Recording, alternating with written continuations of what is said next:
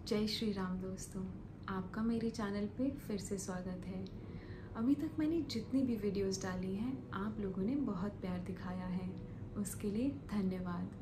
आज से हम प्रत्यक्ष होकर नीम करोली बाबा के अलौकिक किस्से सुनेंगे।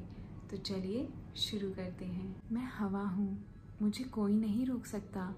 मैं धर्म फैलाने धरती पर आया हूँ। ये वाक्य नीम करोली महाराज की महिमा को स्पष्ट दर्शाते हैं। नीम करोली महाराज 20वीं सदी के एक महान संत थे।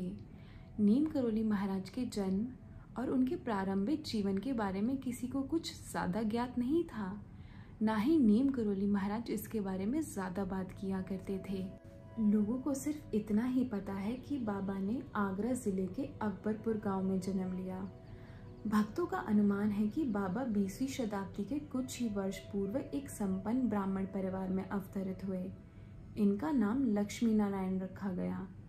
नीम करोली बाबा का विवाह बहुत छोटी उम्र में हो गया था।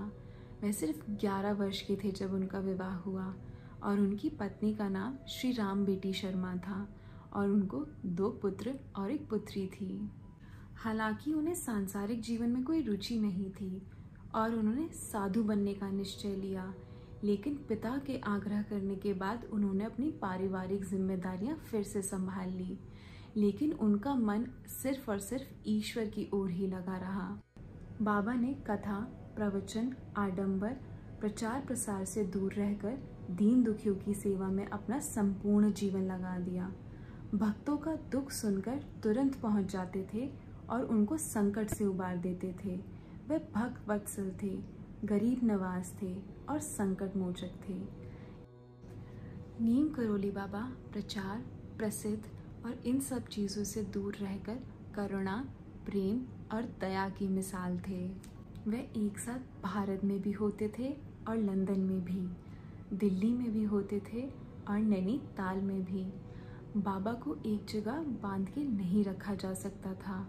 बाबा को एक कमरे में बंद करके रखना असंभव था। वे सूक्ष्म रूप से ही बाहर निकल आते थे और अपना कार्य करके लौट आते थे।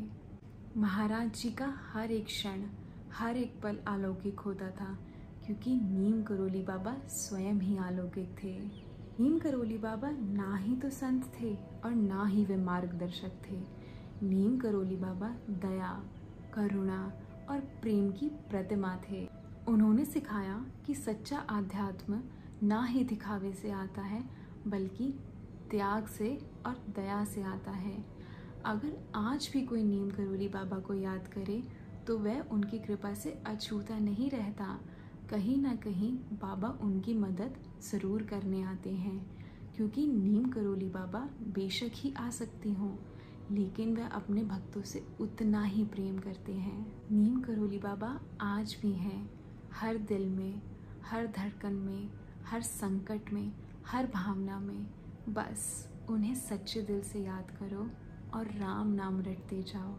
तो चलिए अब मिलते हैं कल एक कहानी के साथ। तब तक के लिए जुड़े रहिए, अपना ख्याल रखिए।